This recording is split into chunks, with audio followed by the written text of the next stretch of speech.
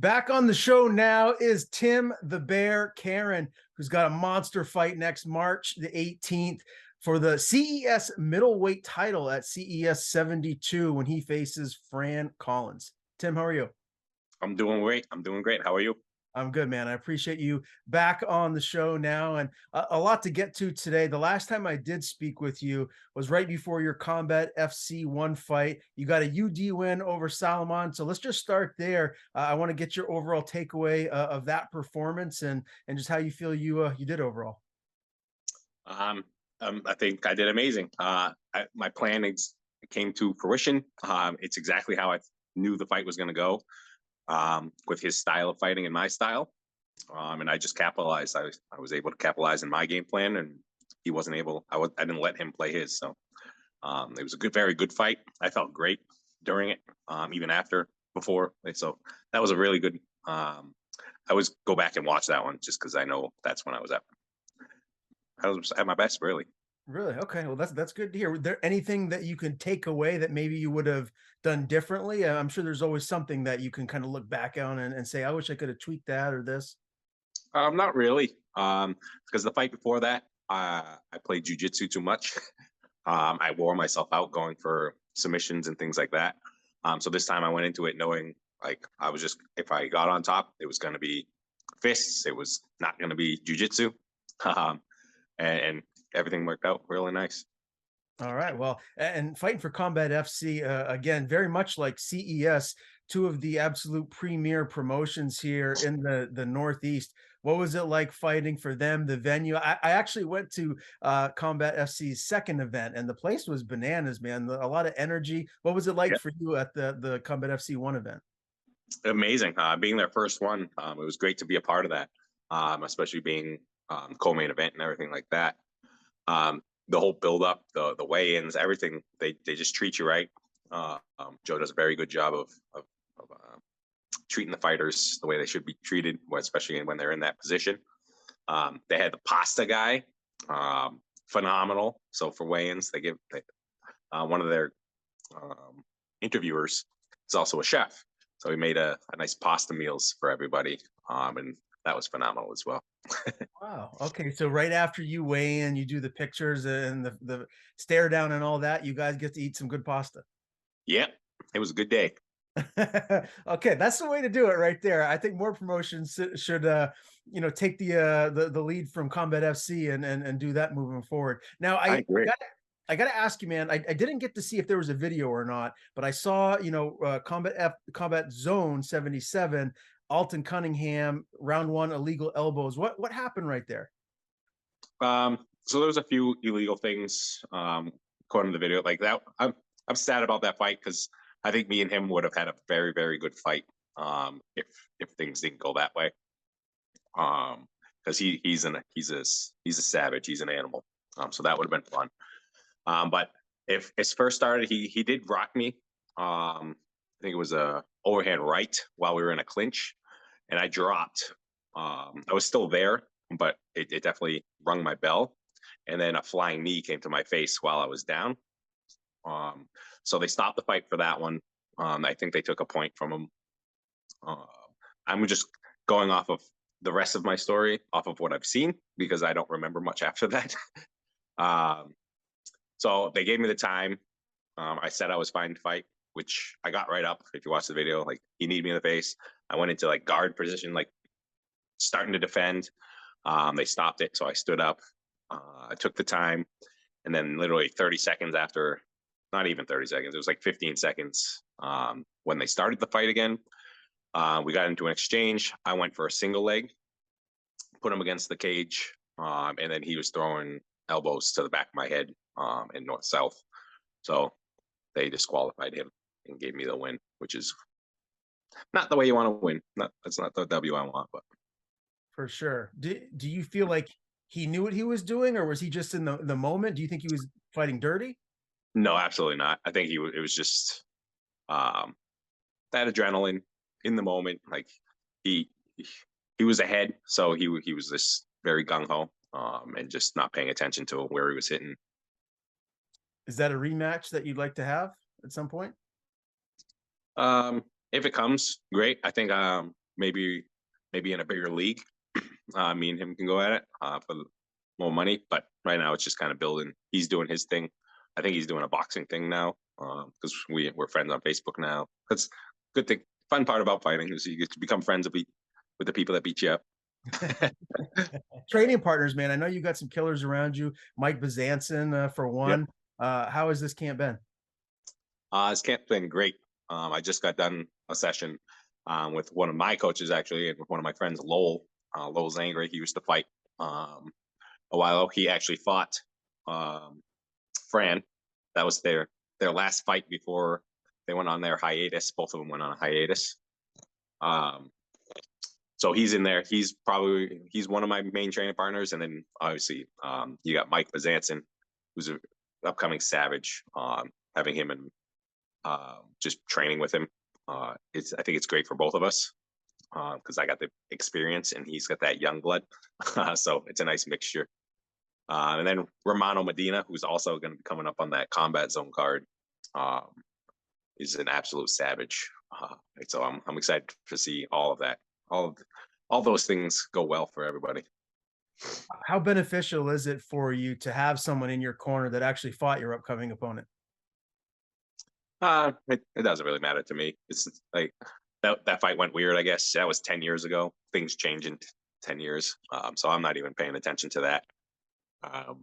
Just kind of going with what I've seen in the past couple fights for him, and going with that.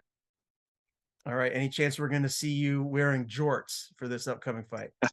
Nope, that's Mike's thing. I'll leave Mike to that one. What did you think of that? I mean, I've seen some of like the pictures and stuff on Instagram and whatnot, but how did that come about? How did he decide that he was going to go into the cage wearing jorts? Well, his story is he actually forgot his fight shorts, and those were just in his gym bag because he wears those at training all the time. So that's what he ended up wearing and coming out to, and then didn't realize he was going to be a viral sensation. But that's how we do things. Do you think he'll keep doing that moving forward? Like that'll be like his signature? I think that's his new signature. Yep. I asked him if he's coming out with them, and he said absolutely. So you should see some more jorts. Very good. Just how good is Mike Bazanson? I mean, he's terrifying. We saw what he did as an amateur, and now he's undefeated as a professional. What is his ceiling? Oh, after this fight, he's fighting in front of Dana. So I'm anticipating he's going to be at Contender Series on his fourth fight. So after this fight, he is very, very good.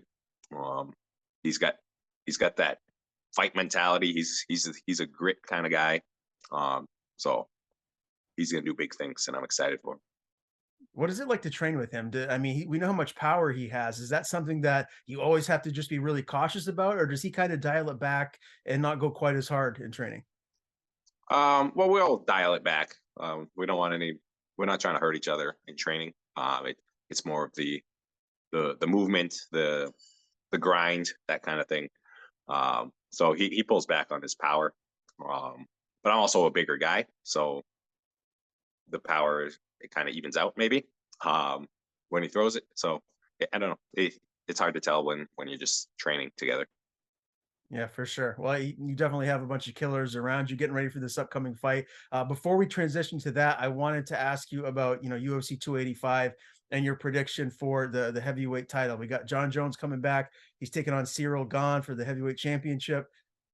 Who do you see winning this fight? How do you see it going? I don't even think it's really a conversation. John Jones is going to just walk away with this. It's pretty. I don't understand the fight matchup or anything like that. Jones coming back is great for the sport too. He's the GOAT. He's going to be the best forever. So how I see him doing it, I think he's going to wear him down. So probably by round 2 or 3 with his grappling, and then it'll probably be a TKO. He just won't be able to move. You don't think he's going to be, I don't know. I mean, he's been gone for 3 years now and he's going up a weight class. He's definitely changed his body. He looks like a legit heavyweight, but you don't think that there's some questions that still we don't really know the answers to? I mean, Because this is a different type of, fighter than we're used to seeing him fight at 205. It is, but I think 205 is probably the most dangerous and skilled class, and he walks through it. Heavyweights, they hit hard, right? They're very good at hitting, but ultimately, all around skill wise, the heavyweights aren't the best in the world. And John Jones he was always a heavyweight. He just cut a lot of weight to get to 205, and now he just doesn't have to cut weight. So he's probably going to be even happier and healthier. Do you think he beats Francis Ngannou if Ngannou comes back to the UFC? Yeah, yeah. He's got the speed to avoid those punches, and the grappling to just wear Ngannou out. I don't think he can handle the pressure. Okay. And Shevchenko, Grasso for the 125 title. Does any chance Grasso wins this one, or are you going with Shevchenko? Absolutely not. It's Shevchenko. She's the other beast. She's an unstoppable at that weight class.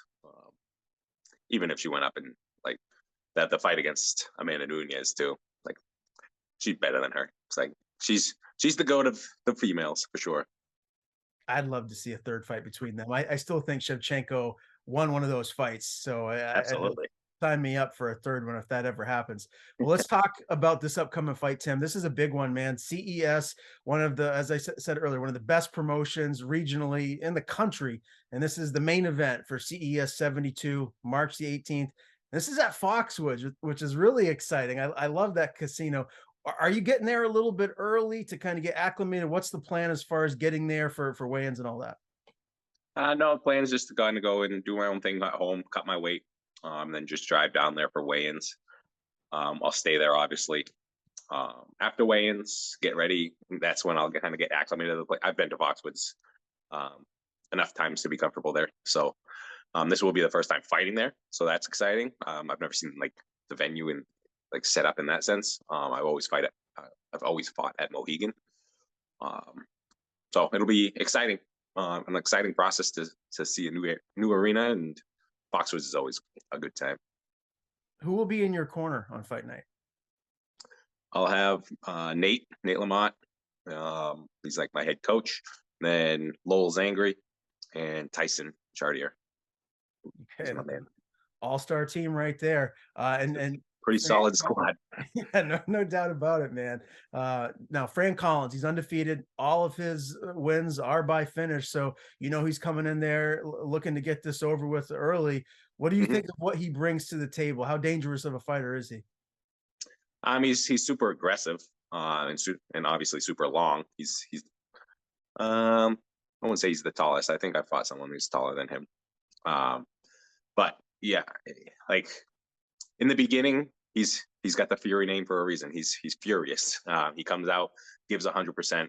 I think I can capitalize on that. My experience, my conditioning, will just kind of negate that.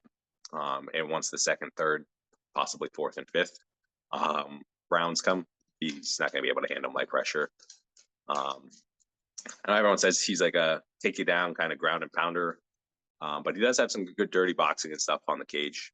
But he's also not quite as experienced as many of the fighters that I've been fighting recently. So I'm excited for the matchup.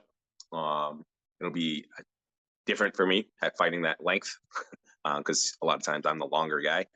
But we're training for that. I'm ready for it, and it'll be good times. What does a win here, beating Fran, giving him his first loss and claiming the CES title, what does that mean for where you're at in your career? It means everything. It's been a long time, and I haven't had a chance to fight for a belt. So taking home a belt means a lot to me. I don't care about giving him the loss, whatever. I just saw that he might be retiring after this fight anyway. But the belt is really what I have that's a goal I've always had. And it's going to happen in 2 weeks from Saturday. If you win and you win impressively, does this signify that you're ready for that next step? I hope so. And I think so. My record's great. My win ratio, how I win, things like that, all very good. So I think holding the title at a prestigious place like CES is going to be pretty make movements for me to get back into the bigger leagues and fight some talent. Official prediction. How do you see this ending? Second round TKO. Second round TKO. All right, I love it. And as far as your activity goes for 2023, are you trying to fight, every couple of months? You want to stay as active as possible? Yeah, I would like to fight like as long as everything's healthy and goes well. In 2 weeks, I'd like to fight as soon as possible. Ultimately, I probably I'm running out of time too. So if I don't make it back to the big shows, the next one, this will be 19 fights, and 20 sounds like a pretty good number for me. If the big show doesn't call, of course, then it's worth moving forward. Of course, man. Well, I'm pulling for you. Wish you nothing but the best. Looking forward to watching you on UFC Fight Pass again, March the 18th. CES 72. Tim Caron faces Fran Collins for the vacant middleweight title. Tim, always great having you on, man. Before we do sign off, I want to give the floor to you. Please tell people where they can follow you on social media. If you have anyone to thank, any sponsors, the floor is yours. Awesome. Thank you very much for having me. You can just literally Facebook, Tim Caron, you'll see me. It's Instagram, you got tim.thebear.caron. You can find me on all those. Tim's MMA, you can follow that page. I'm on there a lot. If you're looking for techniques or anything nutritional wise helpful.